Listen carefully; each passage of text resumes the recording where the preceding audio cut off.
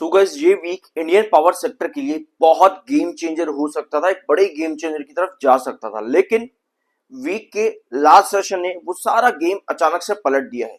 अब मैंने आप लोगों के साथ एक पॉइंट डिस्कस किया था कि मार्केट आपका अच्छा है, टेक्निकली मार्केट बुलिश है, लेकिन ग्लोबल सेंटिमेंट्स उस टेक्निकल पॉइंट ऑफ व्यू पर प्रेशर दे रहे हैं बार बार, जिसकी वजह से मार्केट के ऊपर सेंटिमेंट्स बिगड़ जाते हैं हर रिवर्सल के अंदर। ठीक है, अपार्ट फ्रॉम दिस आपके पास power energy, renewable energy sector जो है वो भी काफी ज्यादा बुलिश है टेक्निकल पॉइंट ऑफ व्यू पर, लेकिन वही बात है कि ग्लोबल सेंटिमेंट्स इतने बेरिश है कि उसकी वजह से आपके पास प्रेशर काफी ज्यादा बन जाता है। और यही चीज आपको इस हफ्ते के अंदर देखने को मिली भी, यानी कि मंडे से लेकर के फ्राइडे के सेशन के अंदर। अब लास्ट सेशन आपको फिर से प्रेशर काफी ज्यादा देखने को मिला। इस बीच में आपकी कई सारी क्वेरीज है, उनको यहां पर देखते हैं। दो कंपनीज के बारे में बात करेंगे, रिलायंस पावर और सुज़लोन एनर्जी लिमिटेड। तो वीडियो को एंड तक देखना और एक प्यारा सा सब्सक्राइब जरूर कर देना। शुरुआत करते हैं, सबसे पहली कंपनी हमारे पास है रिलायंस पावर। और आपको पता ही है अनिल अंबानी या फिर उनके बेटे से रिलेटेड कुछ ना कुछ अपडेट्स चलती रहती हैं, और इसके साथ इस हफ्ते के अंदर 581 करोड़ की प्रॉपर्टीज और अटैच करी गई हैं अनिल अंबानी से रिलेटेड। ठीक है, इसके अलावा इनके बेटे जे अनमोल अंबानी, इनसे भी इन्वेस्टिगेशन करी गई ईडी की, सीबीआई की तरफ से, और अनिल अंबानी की प्रॉपर्टीज ईडी ने अटैच करी है। सीबीआई ने इनसे पूछताछ करी है 228 करोड़ के बैंक फ्रॉड केस से रिलेटेड, जो कि रिलायंस होम फाइनेंस से रिलेटेड है। ठीक है, तो अनिल अंबानी और उनके बेटे से रिलेटेड इस हफ्ते भी काफी सारी अपडेट्स देखने को मिली है। अब आते हैं आपके दो बड़े सवालों के ऊपर। इस समय वॉर की कंडीशन ऐसी है ना कि आप यहां पर कुछ स्पेकुलेट नहीं कर सकते, आपके पास स्पेकुलेशन अलग अलग आते हैं। कोई कहता है भाई इस हफ्ते के अंदर वॉर खत्म हो जाएगी, कोई कहता है ये वॉर तो भाई अब 1 साल तक चलेगी, कोई कहता है 3 महीने बाद ये वॉर खत्म हो जाएगी। आप स्पेकुलेशन नहीं लगा सकते जब तक डोनाल्ड ट्रंप खड़ा है भैया, क्योंकि ये बंदा कभी भी पलट जाता है, रात को कुछ सुबह कुछ, इस तरह की चीजें आपने कई बार देखी होगी डोनाल्ड ट्रंप से रिलेटेड। अब इनका क्या कहना है, ये दो तरीके के इन्वेस्टर हमारे पास में है। I am hopeful of Middle East war coming to an end next week. A huge devastation has been caused due to this war in Iran. Both the warring parties are getting tired now. So even conservative investors and traders as well can take risk to buy at prevailing rates, as many counters have been butchered. इनका कहना है कि दोनों ही जो parties हैं जो लड़ाई कर रही हैं, यूएस भी और ईरान भी, दोनों अब थक चुके हैं, तो अगले हफ्ते तक ये वॉर खत्म कर देंगे। इसका मतलब ये है कि अब ट्रेडर्स और इन्वेस्टर्स को एंट्रीज करनी स्टार्ट कर देनी चाहिए, खरीदारी करनी स्टार्ट कर देनी चाहिए। एक ये कमेंट है। अगला कमेंट भी इसके बहुत सिमिलर है। इनका कहना है कि रिलायंस पावर के बॉटम के बारे में कोई भी बात नहीं कर रहा है। मेरे को 3 महीने हो गए, इनका कहना है कि मुझे 3 महीने हो गए मैं लगातार ये फॉल देख रहा हूं, लेकिन अब मैं मंडे से अपनी बाइंग यानी खरीदारी रिलायंस पावर में शुरू करने वाला हूं। ठीक है, शॉर्ट टर्म में रिस्क भले ही रहेगा, लेकिन इन अ लॉन्ग रन मुझे बढ़िया रिटर्न्स मिल सकते हैं। अब ये दोनों ही कमेंट्स काफी ज्यादा ऑप्टिमिस्टिक है, लेकिन बात जब आती है मुझे अब एंट्री करनी चाहिए, क्या बॉटम बन चुका है मार्केट का? मार्केट का बॉटम आपको पता है 72,500 पर है। ये पॉइंट हम पिछले 1.25 साल से लगभग डिस्कस कर रहे हैं। मार्केट का बॉटम 72,500 पर है। तो अगर मार्केट का बॉटम नहीं बना है और ये वॉर रुकने का नाम नहीं ले रही है, क्योंकि आपके पास खबरें अगर आप देखोगे तो ये वॉर कहां तक चली जा रही है, लगातार बढ़ती चली जा रही है। पहले ईरान कह रहा था कि हम पीछे नहीं हटेंगे, अब यूएस कह रहा है कि हम पीछे नहीं हटेंगे। तो ये वॉर रुकने वाली शायद नहीं है एक लंबे समय तक।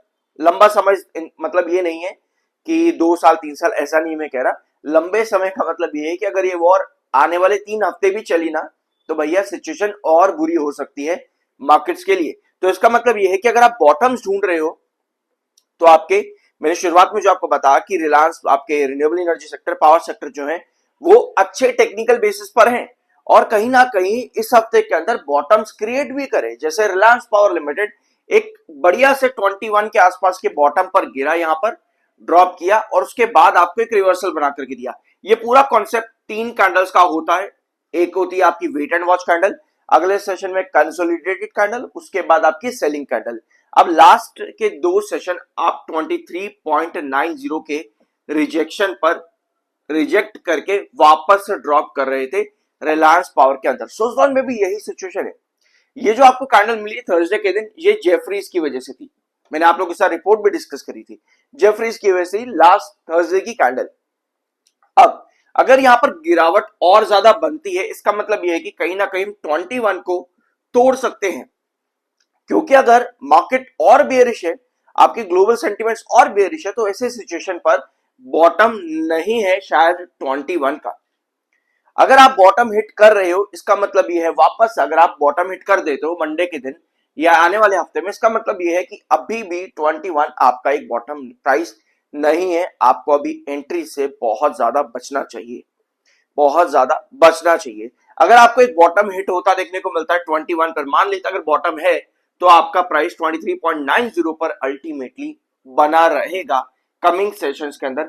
अगर ये 21 का बॉटम हिट हो चुका है तो 23.90 आपका कमिंग सेशंस में लगातार बना रहेगा।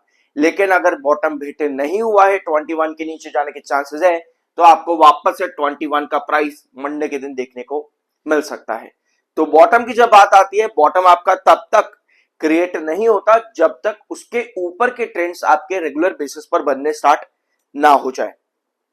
अपार्ट फ्रॉम दिस, एक बात मैं आपको और बता दूं, आगे जाने से पहले सुज़लोन एनर्जी लिमिटेड के बारे में बात करते हैं।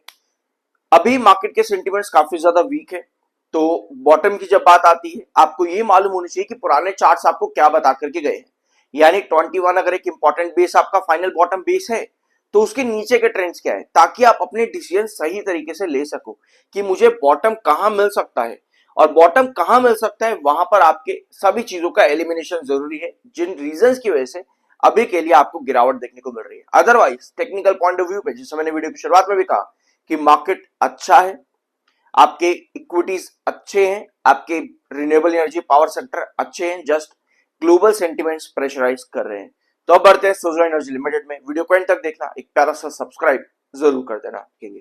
अगर आप लोगों को पर्सनल क्वेरीज चाहिए, अगर आप लोगों को डिटेल्स चाहिए, लाइव सेशन में मेरे साथ ज्वाइन करना है, तो आप मुझे व्हाट्सएप कर सकते हो। ये पेड होता है, बाकी डिटेल्स आपको मेरे टेलीग्राम पर मिल जाएंगे। अगर आप मुझे पर्सनली मैसेज करते हो तो मैं आप लोगों के साथ शेयर कर दूंगा।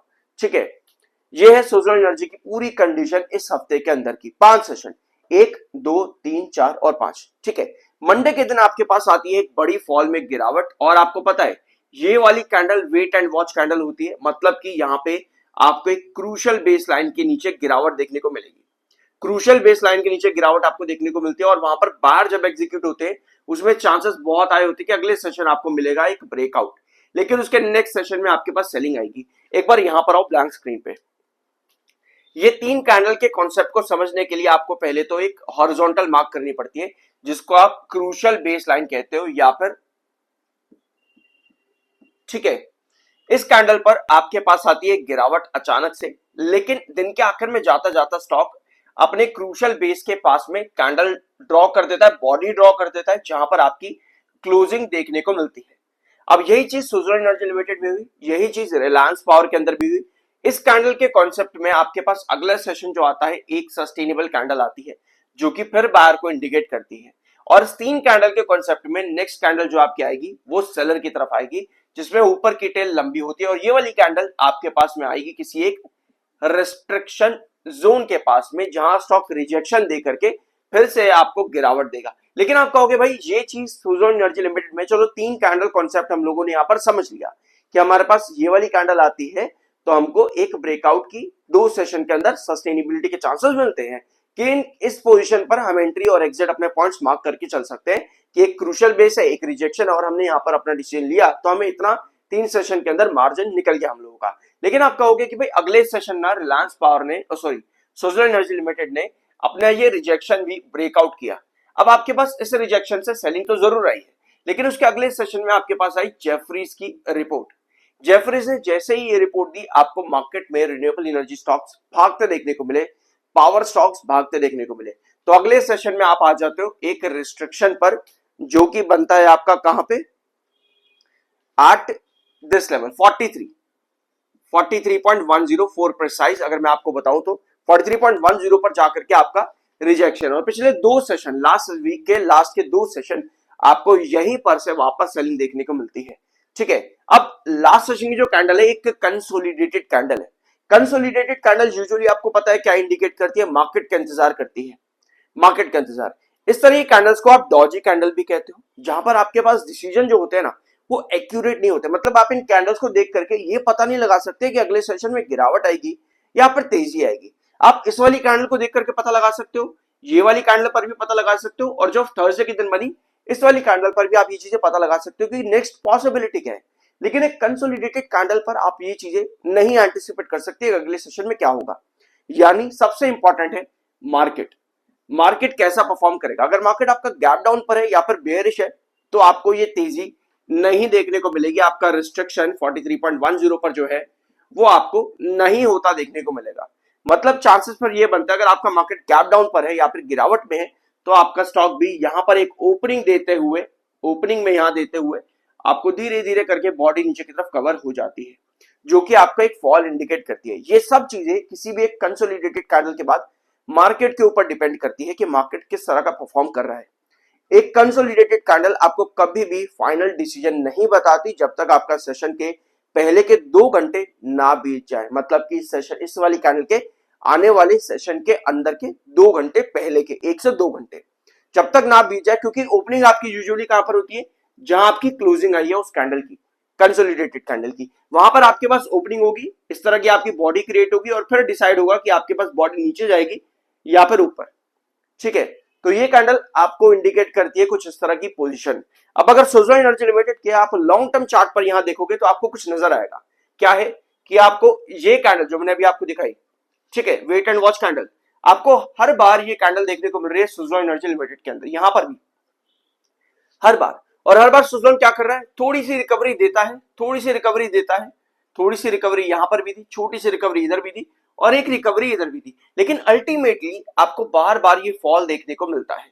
सुज़लोन एनर्जी लिमिटेड के अंदर अगर 43.10 के ऊपर का कोई क्रूशियल रिजेक्शन है तो लगभग 45 के पास में आता है, जहां पर आपका ये डायगोनल पैटर्न एग्जीक्यूट होता है, जो आप ये वाली डायगोनल देख रहे हो सुज़लोन एनर्जी लिमिटेड के अंदर। ठीक है, तो अगर हम लॉन्ग टर्म चार्ट पर देखें तो आपका ये डायगोनल क्रॉस करना जरूरी है, क्योंकि अगर ये डायगोनल क्रॉस नहीं करता तो आपको नजर आ रहा है कि बार बार एक ही पैटर्न को बना करके सुज़लोन एनर्जी लिमिटेड एक फॉल की तरफ, एक नए फॉल की तरफ चले जाता है। इस समय सुज़लोन का जो क्रूशियल बेस लाइन है वो 38 के आसपास में है और क्रूशियल रिजेक्शन 45 पर है। ऑल्दो 43.10 उसके पहले एक horizontal rejection Suzlon energy limited में बना हुआ है। तो यह सिचुएशन इस समय सुज़लोन एनर्जी लिमिटेड की अकॉर्डिंग टू लास्ट सेशन क्या पॉसिबिलिटीज है आने वाले मंडे के दिन की, ये चीजें मैंने अभी आप लोगों के साथ डिस्कस करी हैं। बाकी अगर आप शॉर्ट टर्म, बाकी अगर आप लॉन्ग टर्म चाहते हो कि लॉन्ग टर्म में बेसिस कहां पर है, आपके इंपॉर्टेंट रिजेक्शंस कहां पर है, तो उसके लिए मैंने कई सारी वीडियोस इसी वीक में अपलोड करे हैं, प्लीज जरूर जाकर के चेकआउट कर लेना। आई होप कि इस वीडियो में आपको कुछ नया जानने को मिला होगा, तो एक प्यारा सा सब्सक्राइब जरूर करना। मिलता अगले वीडियो में।